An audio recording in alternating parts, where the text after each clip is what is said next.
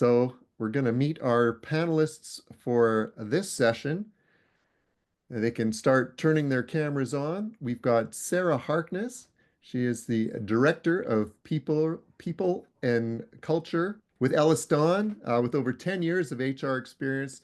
Sarah has been with EllisDon for over 6 years, supporting its people and culture operations on a national scale. Leading a team of 30, her group is responsible for the end-to-end employee experience. We also have Alicia Maxim-Welsh. She is the Organizational Development Manager with Graham Construction. Alicia is experienced in the creation and execution of initiatives for employee engagement, performance management, policy development, and more.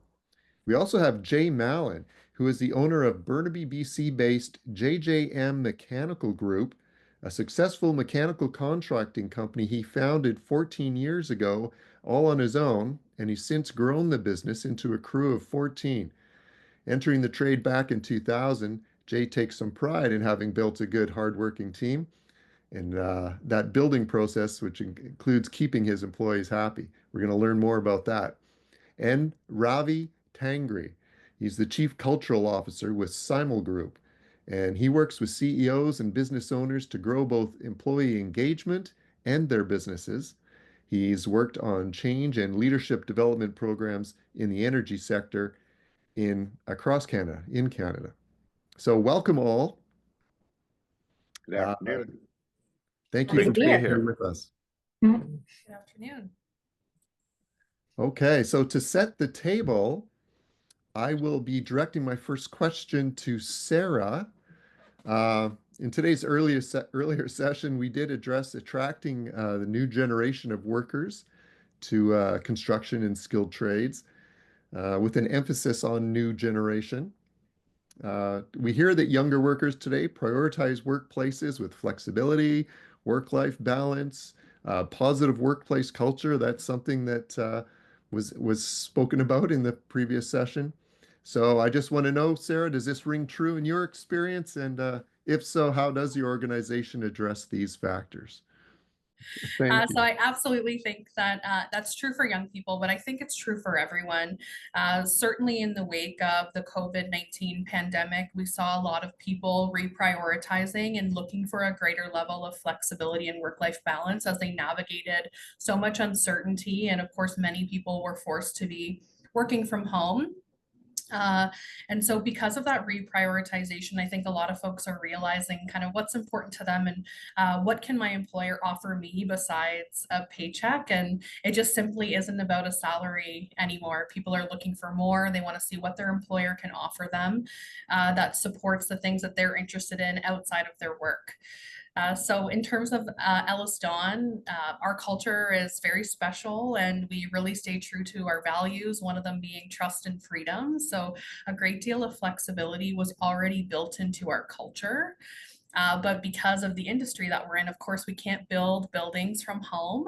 Many people are on the site and they were on the site all through the pandemic as well.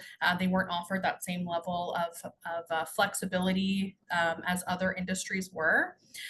So that being said, I think that how we are able to offer a greater level of balance and more flexibility for our folks is really giving people an environment where they feel psychologically safe so that they can take the time that they need when they need it. I think work-life balance is a very hard balance to strike. I believe work-life sway is probably a more accurate term to reflect where most of us are at, where some days it really swings quite far into family and personal life, and then other days it swings towards work. But just really giving folks the opportunity to be humans, to show up as they are, and if they require support or they require a greater deal of flexibility so they can deal with something outside of work, that they're being made to feel safe that they can allow that they can do that. And EllisDon is an employee-owned business, so everyone here is really invested in the overall success of our company, as well as our objectives and our client relationships. And so we realize that when our people are happy, you know, they're invested in their work, and so providing them with what they need in regards to work-life balance, you know, flexibility, is really what's going to keep our employees engaged and happy, and ultimately providing the best work and service to our clients. So those are some of the things that we take into account. And then additionally, I think, you know, a modern benefit plan that, you know, meets the needs of, you know, the modern family, the modern employee is also something really critical to be enticing to young people. Extended health and dental is not enough. We need mental health support. We need support for people creating families, and families look differently now than they did a few years ago. So we want to make sure that we're capturing all kinds of folks and making sure that what we have to offer them is enticing. Okay. Well, both EllisDon and Graham Construction are very large employee-owned companies. Alicia, I'm hoping you can share a little bit of your experience when it comes to retention initiatives, again, aimed at younger workers or really all employees, like Sarah was suggesting. Yeah, definitely. Thanks, Doug. I do have to say, Sarah, I love that work-life sway that you mentioned. Like, what a great way to think about the balance and the ebbs and flows for employees. So I might be stealing that from you. I love that. So yeah, I mean, retaining and growing talent from within is obviously really important to us. So it's not just about retention, but really about growing people to fill roles. You know, we're focused on making sure people are developing. And, you know, Sarah also touched on company core values, and our core values at Graham of commitment, integrity, and reliability are really, really important to us. And we want to build the talent that, you know, understands how to live those values every day. So, you know, we know that when we invest in that internal talent, we're building a workforce that truly understands our business. You know, they support our strategy and they're living our culture every day. And obviously, ultimately, you know, making sure that we're taking care of our clients and you know, building really an engaged workforce too. Something that's also important to us at Graham is really preserving institutional knowledge, you know, making sure we've got the right people in the right roles and really ready to lead us into the future. It's fun for us because it's actually our 100th anniversary coming up next year. And we're really thinking about, you know, how do we build for the next 100 years? And that's really about being focused on our people. So to answer your question more specifically, though, you know, for younger workers, we've launched 2 key programs that are, you know, really making an impact. So the first is our graduate program, which is a really in-depth, you know, 2-year journey designed to help new grads explore their career path at Graham. What I love about that program is that it's really about keeping that first day energy alive, giving them broad exposure to Graham and really the industry overall. And second, we support them with formal learning, mentorship, so they really feel supported and not just thrown into the deep end. And then third, really, you know, we want them to visualize a long-term career path with us, you know, what's possible, where they might want to go, and really how we can help get them there. You know, with that program, we can build both technical and leadership skills and have our, you know, people rotate through different areas of the business, attend networking and industry events, connect with leaders. You know, I think all of that builds some real excitement, some connection, and some momentum. I mean, we've had grads from engineering, HSEQ, finance, corporate services. So it's also building a network of people who are going to be those future leaders. You know, they're going to know each other and they're really going to kind of build that connection as well. I also want to highlight, you know, that program for us is a big initiative in supporting retention. You know, we see in our data an 85% retention rate in those folks. So really, really great to see kind of the outcomes of that as well. I do want to touch on too that, you know, we're really focused on, you know, attracting talent, right? And making sure that, you know, students and people in university have opportunities in internship program and really, you know, get them exposed to different types of construction. So our campus program, you know, we want to connect with them. It's where it all begins. We want to give, you know, people who are in university that opportunity to get well-rounded experience and really see again what that future of Graham could look at. So really kind of getting them in from the ground, building them up, making sure that we have sort of the right environment to really, build that connection for our teams, provide that support of, the day-to-day, but also helping them to understand what their future looks like here at our company. So, yeah. Okay. Yeah, companies with growth paths. Now, Jay, you've got a team of 14. I mean, very focused on a trade and the mechanical side of the skilled trades. Yeah, We've heard from a absolutely. couple of these large firms. But what you've Yeah. experienced when it comes to building a workplace culture and working with the younger generation, Yeah, how's that I, been? I would I would say a lot of that rings true with us too, with the mentorship, personal development, and communication with the younger force. Pairing people up in the organization with more experienced workers makes them really kind of get out of their shell. That helps them develop personally and kind of promotes company culture with what we're looking for here. We don't want to throw people in the deep end. We want them to feel supported throughout their trade apprenticeship, whether it be in plumbing or HVAC, sheet metal, gas, you name it. We try to do that. Personal development for us, making sure they understand it's not ending when they get their ticket. There's other avenues. You can be an estimator. You can go out and be a foreman. There are other avenues within the company to develop your skill set. And so in that sense, it's a career. It's not a job. But getting them to change their minds from like, oh, it's just a job. No, it's not. It's a career path. Some of the smaller things we try to do, we listen to them. They like the gourmet coffees. They like having the little snack bars. They like having juice box. Whatever it happens to be. But we try to listen to their needs and go, okay, let's have that at the shop. So when you guys come in for the office, you guys feel like you're coming by your place or your buddy's place. You're picking up something to go. And I know a lot of these younger guys don't eat breakfast, so this is a good opportunity to get them a little something in the morning and start their days right. Very good. So, yeah, tailoring your environment to their needs a little bit. Absolutely. Yeah. Okay. Now, Ravi, you've worked with company leaders in developing their work cultures. Hoping you can add to the principles that work at retaining and engaging. Again, we're kind of talking about today's younger generation of workers, but I guess all workers really. What are people? Yeah, I think you're right. It's been an issue with younger workers, but the pandemic changed things for a lot of people. It made a lot of people really think, is this what we really want to be in these sort of work environments? So I think you're finding a lot of boomers, a lot of Gen X are going, no, I want these things too. When someone in the last panel was talking about life-work balance, well, and I do say life-work balance, not work-life balance. Life comes first. And that's getting increasingly important, I think, for all ages. But for me, for engagement, I like to go by what works, what's proven. And what we found, clear experience research shows there's 6 drivers in engagement that you can work on. You cannot build engagement just by focusing on engagement. You work on these 6 engagement increases, which will help you. People need to feel connected. They need to know how what they're doing and their goals link to what's happening in the whole organization.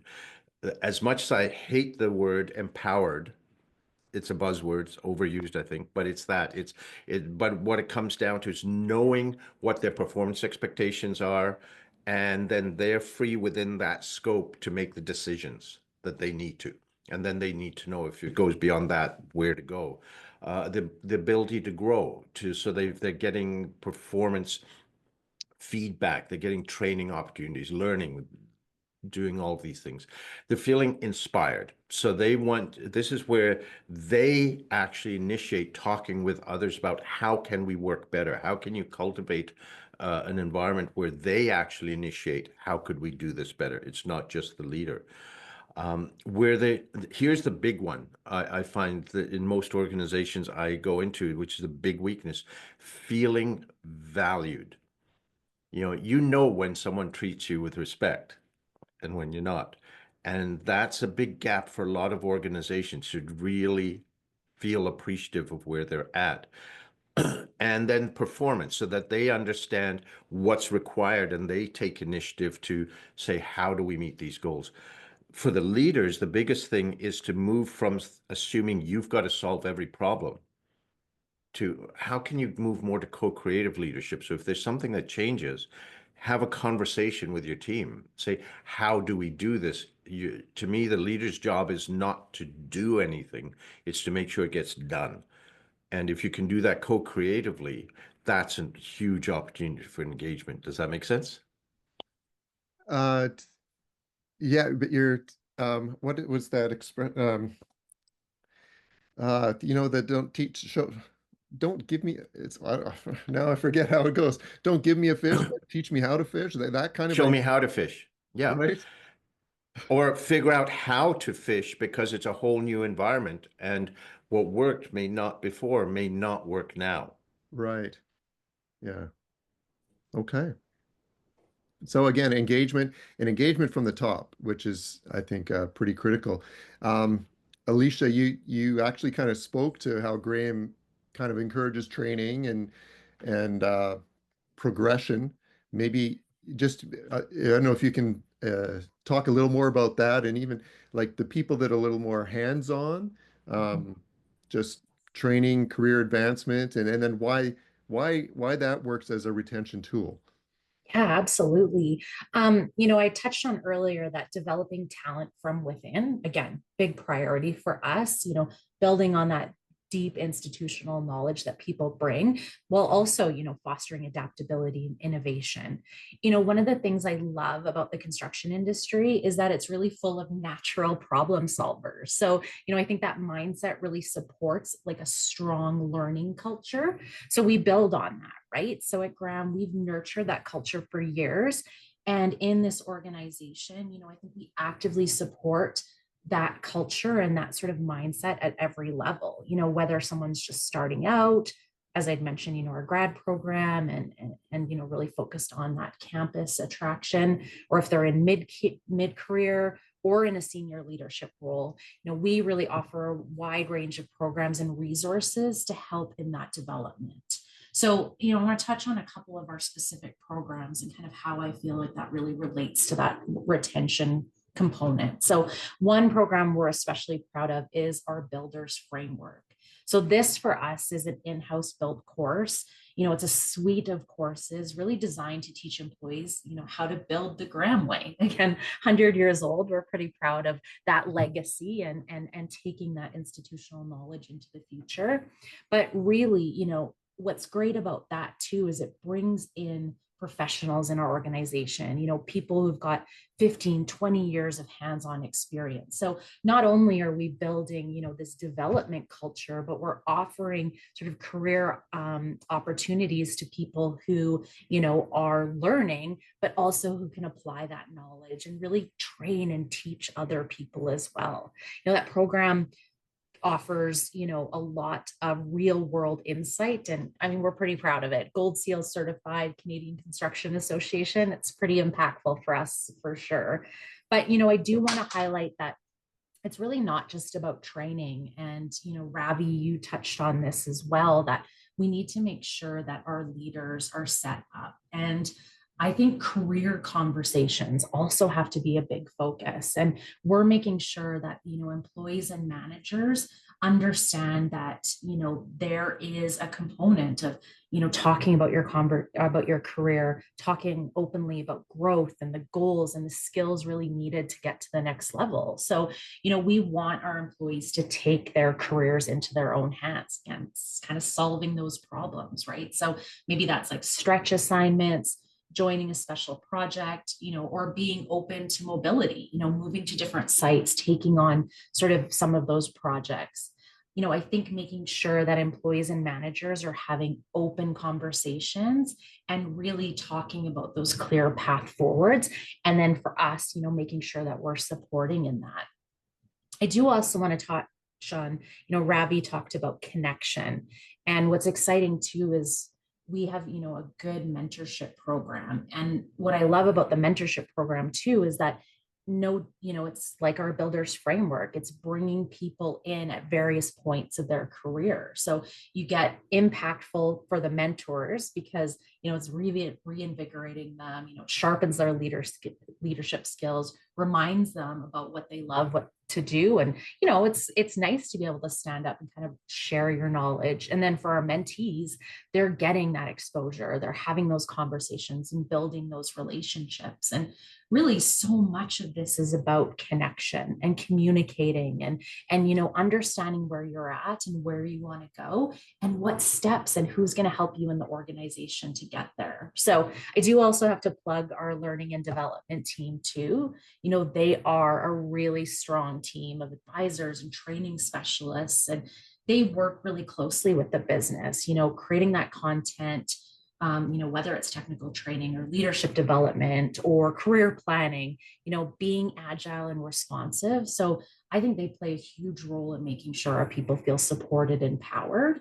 And, I think holistically, when employees see an organization that's investing in their growth, not for today, but for their whole career, that's really the retention tool, right? Knowing that a company is going to support you and you can see yourself really there long term. So proud of all those things we're doing. Okay.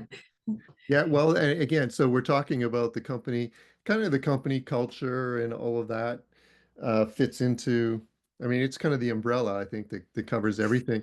Sarah, I was just at EllisDon, the kind of accommodations that you're making. I mean, again, for that welcoming and both progressive work environment, and that's certainly that helps to keep people engaged. As Ravi said, people know when they're maybe not being spoken to well. And so you need to have that kind of a welcoming environment. Can you speak to that at EllisDon? Absolutely. So I think that the welcome experience for candidates and for employees, it starts well beyond their first day when they're stepping through the doors and entering into an orientation session. There are many touch points along the way where they are experiencing the welcome into the business, and it could be their very first phone call from a recruiter inquiring about their application.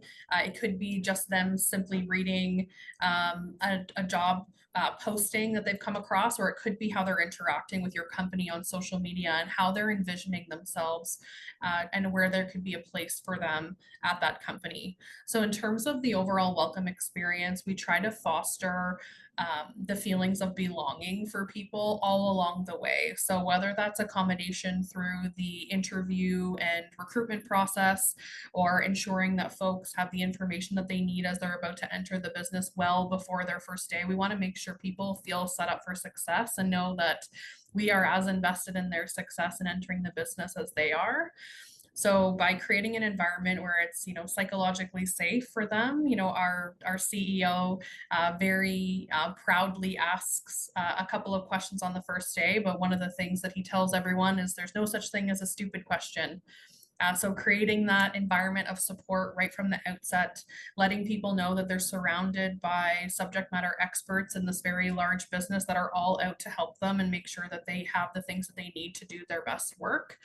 And we try to make sure that that is very clearly stated all the way through their welcome experience, and that welcome experience goes well beyond the first day, well beyond the first week. We have resources in place that support employees all the way to the 2-year mark of their employee experience with EllisDon. So it includes job roadmaps, different kinds of training that they get sprinkled throughout their first 2 years, as well as different kinds of employee engagement initiatives that occur to make sure that their onboarding is fulsome and that it's not that they go in on day one and they get their laptop and their PPE and they're headed out to site and wish you the best, that they really have touch points for support all along the way and really get to know the business so deeply that should they, have a complex problem or need support in a particular area, that they know who to go to, and that those resources are made available to them, right from the start. So I think it's important that onboarding and the welcome experience is a fulsome one.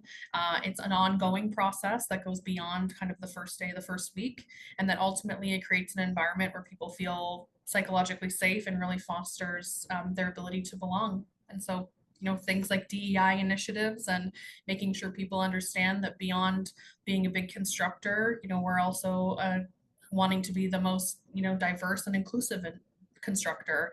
And how do we foster that kind of culture within our business, and who are the individuals that they can reach out to get involved in some of these employee-led groups that focus on the LGBTQ plus community, or we have an employee-led group that's just Aboriginal and Indigenous individuals who are collecting and getting together and sharing their culture with one another.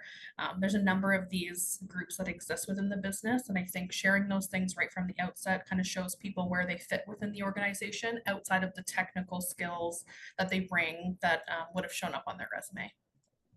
Yeah, okay, that's great. Yeah, very good. Yeah, Ravi, we do have companies of all sizes joining us here today, including construction companies and some trades, sub-trades. And some of these are smaller firms, maybe challenged with finding time to, send their employees for training, or, and they have fear of they train them, and then some of their best employees may get poached away from them. So this idea of retention is really critical for some of these companies. And just wondering what message you would have on how to improve employee satisfaction, that again, that personal growth, retention. What can people do? Absolutely. I mean, it's perhaps easier with EllisDon, with Graham, to, have some people go for training because you've got more capacity to fill in. When you've got 14 people like you, Jay, one person goes and it's like it has a significant impact, particularly when they've got a certain specialty, I imagine. So the first part of that question, I think, is how do you justify it? And I think the thing is, people are looking at the time that they are away right now and what can we do? But what's the cost of not doing that?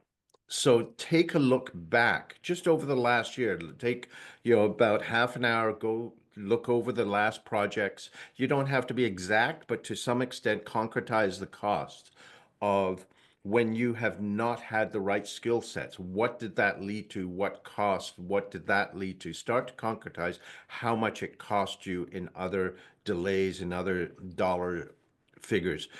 If someone was not, also mistakes, right? If they don't have that training, or if you don't have a properly qualified person, when you've had that gap, what has been the impact on you, on your work, on the rest of your team? If you're a small business owner, a lot of it winds up coming back on your shoulders. So start to concretize the time, the dollars in the last year, and then you get a better idea of the trade-off, because instead of just looking at the cost of this training for a couple of days, let's look at what is the impact over some time. And that's what's going to go forward if you don't invest. It really is about ROI to me. And so how can I make time for these couple of days so that I can minimize all of those other costs that would happen if I don't? The other thing about poaching from competitors is, I remember in the last panel, they were talking about how people will talk about their work environments. People will talk about work environments that suck. People will talk about work environments that are good. And the fact is, and I noticed Colin made a comment about pay is important. Yeah, you do need a certain amount of pay, but even though everyone thinks money, after a certain amount, if you can get that base amount, it's not a motivating factor. It's really clear. If you get a raise that's motivating for a week, then it's just the norm, right? Beyond that, people want these other things to be respected, to have opportunity to grow, to have opportunity to develop. And so if you can provide that, I've seen so many cases where people will turn down more money for an organization that does not do these things to stay with one that does. There's a different trade-off here, and there's a different value that people are looking at once you get to a certain level. And the only other thing I'd say is to look at other opportunities. Yeah, there are formal training programs, but what could there be done in mentoring processes? What could there be done in terms of helping each other or collectively figuring out how to go. And some of this maybe I'm incredibly biased towards what I call co-creative leadership, going back to your team and saying, okay, here are the challenges, here are the constraints we've got. How do we make the time to allow for this? So it's not always on your shoulders. Let your team come up with the solution. They feel they own it more, and they will be much more committed, which again, this ramps up what they are looking for in this. Yeah. Yep. Jay, I'm going to go throw right over to you and see what you have found works to continually improve your team and keep them engaged and, just competing in the market that you're in. Yeah, certainly. We look at it as being an investment into the people we hire. So we'd rather train people that don't know enough in the industry or know very little, but have the right attitude, because we often find they're going to make a better fit. Young people included in there who have no interest in trade or little, information about the trade. Those are kind of the best because you can kind of mold those people into what you want in your organization. Going back to mentorship, working with an older, person in the organization certainly helps them see what they get to do, opens up their eyes. How do we keep on doing that? Training, pay. Going back to what Ravi's comment about training and pay, you got to pay people properly. You got to pay enough that they're going to stay. It is a high cost of living, but that's price of doing business. The other part is you have to pay for the training. You have to invest in that. If you don't invest in training, you're going to send people out there that are unqualified to do the work that you're looking to do, or make a mistake and hurt themselves or your reputation in the industry. What we try to do, we try to teach them to be critical thinkers. We try to make them problem solvers, while working with their mentor or the older tradesperson. They get the benefit of having somebody there as a resource to talk back and get some idea bouncing going. What are we looking at? How do we get through this? Those sort of things. Open communication with our office. Hey, I'm stuck. What can we do? Those sort of things are really important to people to feel like they can reach out in our organization. I know because we're on the phone all the time with our techs sometimes. We need this. We need a rating plate. We need to find, XYZ, whatever happens to be. And that's really how you're going to get people to grow within the organization. Training, that could be anything from BCIT project management plans, where we support guys to go to school. We pay for them to go to school. Obviously, after a certain amount of tenure, you have to pass your probation. Other things that we do in-house, we pay for in-house training by Interplay, iConnect, where we have working demonstrations for the guys to work on so they're not under pressure. As we all know, we send them out in the field, we expect them to perform, but we also give them opportunity to learn in a non-pressure environment. We certainly don't have the Graham or the EllisDon mentorship programs, but we would certainly like to think that it's along those lines to develop, good core values within the people that you're bringing in the trade. But yeah, I would say, recognizing their development and their accomplishments in the trade is really important to the younger crew. We have a group chat in our organization. I encourage people to post pictures of what they're doing and say, hey, what did you guys do today? Tell us, show us, hey, I did this, so they can have some recognition for that. That group chat works wonderfully for us. Everybody appreciates it. They can share information. They can bounce ideas off guys. That's kind of what we do. That's as good as it gets around here most days, but it seems to work and everybody's pretty happy. I get a good engagement from everybody. Off work time, we do golf, we do paintball, we do barbecues, we do escape rooms. We try to get everybody together. And as it happens in my organization, everybody snowboards or skis. So we ended up just buying passes for everybody, so they all could go together. Of course, the time off becomes a bit of an issue, but it did work out. That was a big hit over here. So very nice. Yeah, I recall you mentioning to me once that extremely important to have like the most up-to-date tools or those kinds of things, right? You just need to stay there. That's a baseline, I suppose. Absolutely. You just need to show that you're the newest tools, the iPads, the apps, all those guys love that stuff. I mean, if you're not running your organization on an iPad and app these days, I don't think you're doing that well. But I mean, the guys appreciate that. The newer tools, they certainly have an affection for that. So making sure that you express that we supply all the tools, the guys only have to come into the industry with the basics, you know, a hammer, a tape measure, a level, a tool pouch in your lunch, and your, you know, steel toe boots, and you're kind of good to go. We'll take it from there. So absolutely, you're right. Perfect. Thank you. So we kind of touched on this idea of potential for career advancement or just moving up in the organization. Ravi, I think you actually kind of touched on that, but that is critical. People need to see advancement opportunities. Well, I wouldn't use the word critical because I mean, there's obviously in the larger organizations, there's so much more potential. They can progress in their trade. But if you're dealing, Jay, I'm guessing you don't have multiple levels for people to advance in. So you've actually answered what I would suggest for smaller organizations. So many ways that you can help. I'm really impressed by all the things you do, by the way. Hats off to you. It's Thank you. phenomenal. Thank you. Helping them grow, paying for their learning, helping them take on different responsibilities. Maybe you can't advance them in levels or in position in the organization, but they could take on ownership of this or that. And if you start building responsibility that way, that's something where they can grow. The other thing too, this ties back to the other thought about poaching. We've got to shake, I think, the notion of we have employees for life, like we did with boomers and Gen X. I'm incredibly impressed, Alicia, with your 85% retention. That's phenomenal. But if you get these people for 5 or 10 years, you're doing amazingly. They may leave, but you know what? In the old days, if someone left, we used to say, "Don't you dare darken my door with your ever again."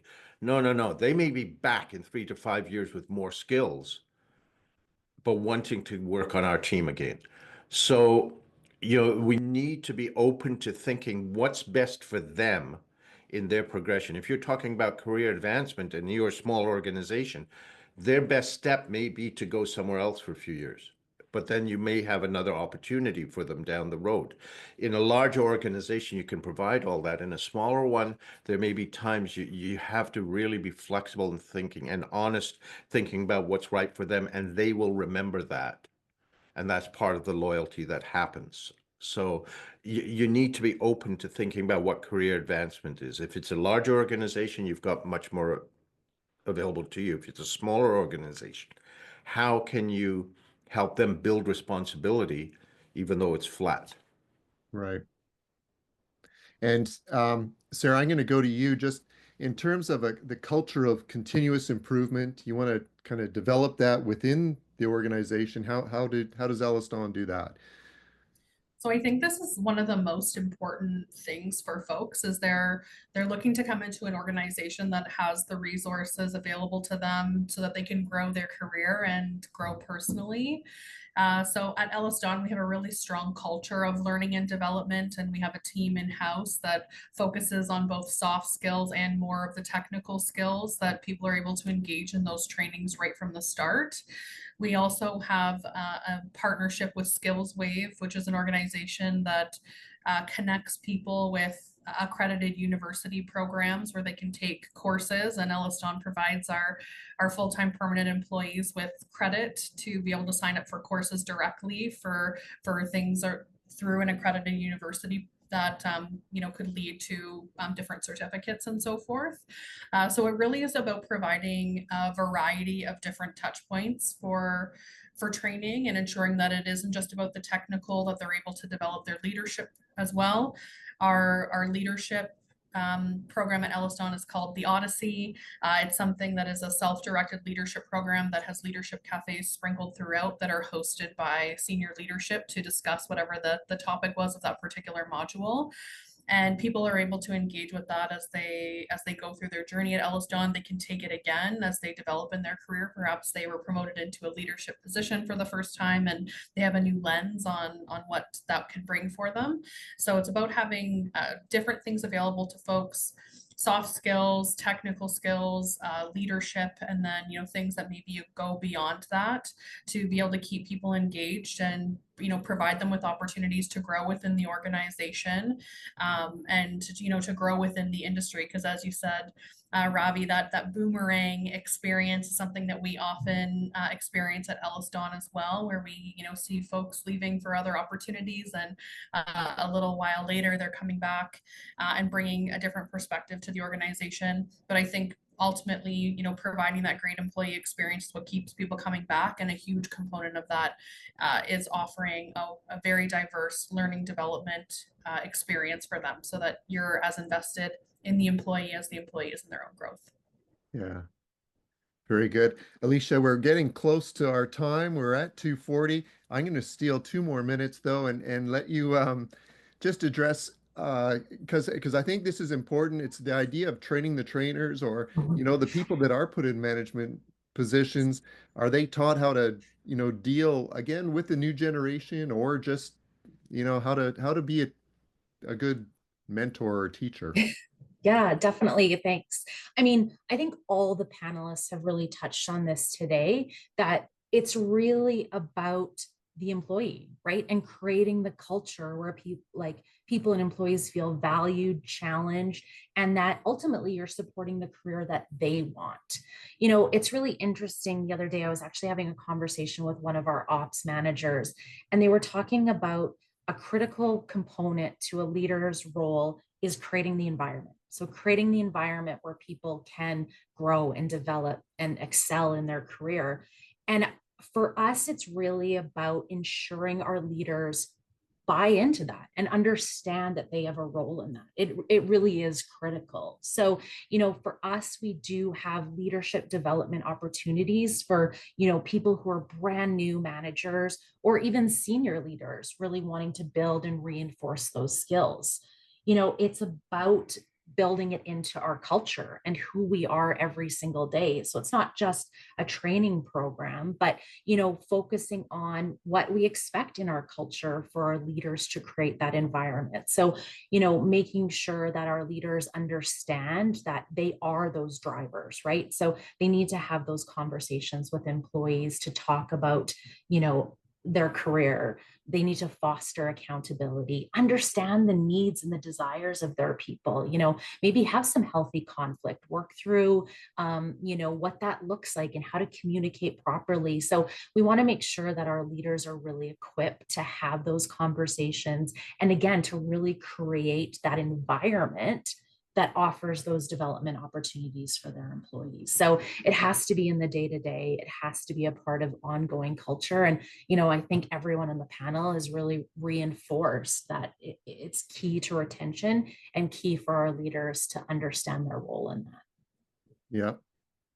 Jay, any final words on employee development and retention? A good tip? I would say listen to your employees. They're a good tempo for what's going on within your organization. Respect the decisions they make, and they will respect you back. Very nice. Yeah. Very nice. Thank you, everyone. Thank you. And thank you to everyone in attendance today, and to our panelists, Alicia Maxim-Welsh of Thank you. Graham, Sarah Harkness of EllisDon, Jay Mallan from JJM Mechanical, and Ravi Tangri from Simul Group. It's been informative, and we really appreciate your willingness to share with us today. Thank you so much for having me. Thank you, guys. Thank you.